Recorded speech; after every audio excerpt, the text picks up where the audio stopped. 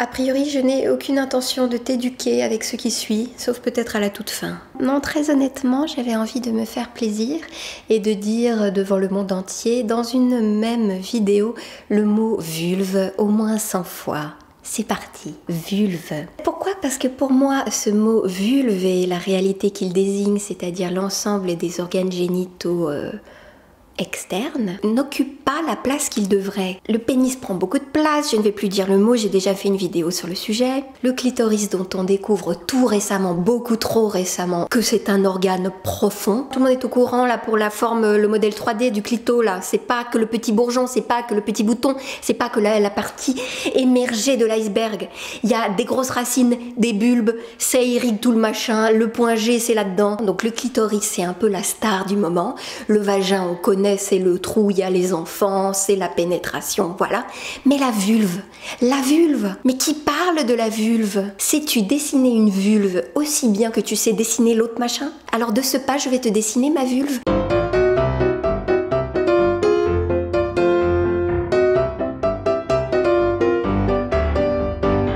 Apprenons à dessiner des vulves. Couvrons les murs de l'espace public de dessins de vulves. Je ne vais pas te faire une leçon d'anatomie, mais le clitoris est compris dans la vulve. Il y en a même qui comprennent le pubis et les poils. Vulve, vulve, c'est un mot que j'aime parce que ça fait le son de la texture. Vulve. Ne confondons pas vulve et vagin de grâce. Le vagin, ça n'est pas visible, c'est à l'intérieur. La vulve, tu peux te l'empoigner. La vulve, tu l'étouffes avec tes jeans slim et tes strings. Mais t'as le droit si tu veux. Mais c'est ta vulve, c'est pas ton vagin. Et à cause de son histoire et à cause de ses fonctions, le vagin a pour moi quelque chose de médical que la vulve n'a pas. La vulve est frivole, la vulve est ludique, la vulve est rigolote. D'ailleurs, je fais cet aparté pour les Québécois qui me regarderaient. Si un Français vous parle de foufoune, il ne s'agit pas des fesses, des petites fesses des bébés. Au Québec, foufoune, qui est toujours utilisé au pluriel, désigne les petites fesses des enfants. Des petites foufounes très adorables. En France, la foufoune désigne, alors non pas la vulve si j'ai bien compris, foufoune désignerait le sexe féminin. Je n'ai pas trouvé de définition qui m'assure que foufoune égale vulve malheureusement. Mais pour moi la vulve a cette connotation tendre de la foufoune. Alors encore une fois, à cause des ravages du porno et de l'imagerie de l'entrejambe féminin, on voit beaucoup trop de vulves qui s'effacent, de petites vulves lisses, sans lèvres, de petites vulves nues, de vulves qui ne s'expriment pas, de vulves irréalistes. Et ces vulves publiques peuvent nous donner envie de raboter les nôtres, parce que le matraquage de ces images nous donne l'impression qu'on est difforme. Mais c'est faux! Si ta vulve est plus rose, plus rouge, plus brune, plus jaune, ta vulve est normale. Et si ta vulve est asymétrique, elle est normale. Si tes lèvres dépassent, si tes lèvres bourgeonnent, si tes lèvres pendent, si tes lèvres s'ouvrent, si tes lèvres plissent, elles sont normales. L'ensemble des organes génitaux, comment on doit dire?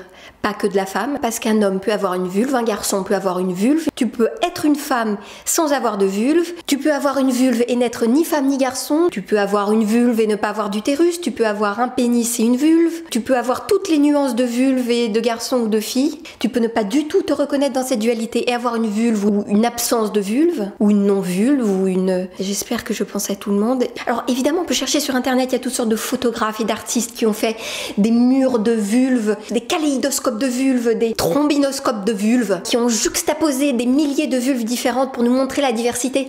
Alors bon, d'accord, ça fait un peu comme une avalanche de chair et ça n'a pas beaucoup de sens parce qu'évidemment on n'est pas qu'une vulve. Je ne suis pas moi, ma vulve.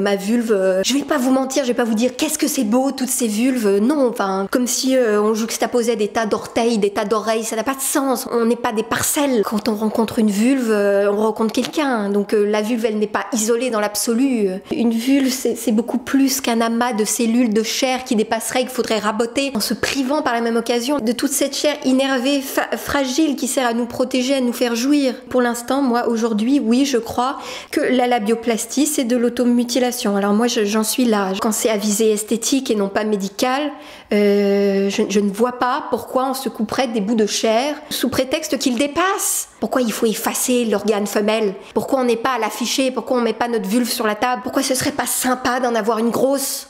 Hein? J'en connais beaucoup qui adorent sucer la vulve. Alors ta grosse vulve, ils l'aiment. Je vous dis, cette manie des gros seins là, ça va venir la grosse vulve là. Je la sens venir, la mode de la grosse vulve. Donc ne vous les coupez pas trop vite. Est-ce que je dois rappeler malgré tous les reportages qui ont été faits à ce sujet que quand les vulves sont photographiées, elles sont photoshopées? Et oui, parce que quand même, toute cette chair normale, toute cette chair un peu libre là, qui s'exprime comme elle peut, toute cette preuve de notre singularité là, ça fait désordre. Il y a des graphistes qui passent leur journée à ça. Refaire des petits sillons qui n'existent pas. Pourquoi?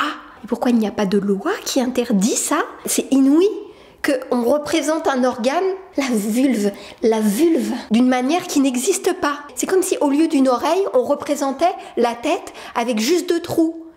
Parce que ce pavillon-là, ça dépasse, c'est moche. Ben non.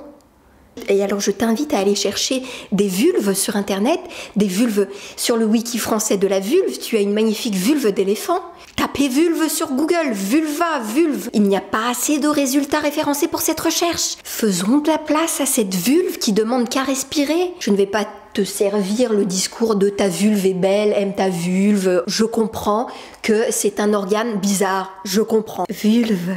Mais pourquoi? Déjà parce qu'on ne nous le montre pas comme il est. Parce qu'il est loin, il est difficile à voir, parce qu'il est caché. Il faut quand même être motivé pour aller le regarder. C'est pas tous les jours, donc un truc qu'on voit pas souvent. Et donc la plupart des fois qu'on le voit, il est pas comme dans la réalité. Quand tu le découvres, bah ça choque. Oui, bah oui. Mais maintenant qu'on en parle, la vulve, on peut s'accorder sur le fait que ça va très bien. C'est quand même cool une vulve. La vulve. Oui, il y a un truc secret, caché, mystérieux. Oui, parce que la femme, quand elle est debout et quand elle a une pilosité normale, eh bien, elle cache son jeu. C'est un organe qui a la verticale de son tronc, donc si elle est poilue, qu'elle a les jambes fermées, on voit pas. La vulve est un agent secret dans ton corps. La vulve est un peu le physionomiste de ton club de nuit select. Il faut savoir où c'est pour y entrer. Et la vulve négocie pour toi avec l'extérieur. Il arrive qu'elle laisse entrer des indésirables, malgré elle. Mais j'ai bon espoir que la vulve du futur palliera ce défaut. Fait divers, alors qu'au Japon a lieu chaque année le festival du phallus. On prie des phallus en pierre, on a des sucettes phallus. Eh bien, une artiste japonaise a été condamnée à 2 ans de prison pour avoir imprimé en 3D un kayak à la forme de sa vulve. 2 ans de prison. Alors tout de même, petit conseil technique, mesdames et messieurs, et vous autres tous qui aimez caresser les vulves et qui avez bien raison, songez à vous laver les mains avant. Les vulves restent des bestioles très propres et très sélectives, donc avant de manger, avant de doigter, lavons-nous les mains. Vous ne voulez sans doute pas voir votre vulve préférée éternuer toute la journée. Ah, et parlant de sécrétion, les vulves coulent, c'est cool. Et c'est pour toutes ces raisons et bien d'autres que j'ai tenu à afficher une vulve en couverture de mon nouveau livre très intime qui paraît demain, 1er février, chez Payot. Dans toutes les librairies, en commande sur tous les sites que tu aimes ou que tu n'aimes pas. Ce livre retrace mon parcours auprès de 20 femmes de 18 à 46 ans que j'ai rencontrées chez elles entre 2012 et 2014 et qui m'ont ouvert leur cœur et leur vulve.